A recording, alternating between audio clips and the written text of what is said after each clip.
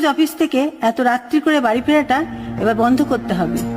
শোনো, মেয়েরা যদি এত ছোট ছোট ড্রেস পরে তাহলে ছেলেরা তো অসভ্যতামি করবেই।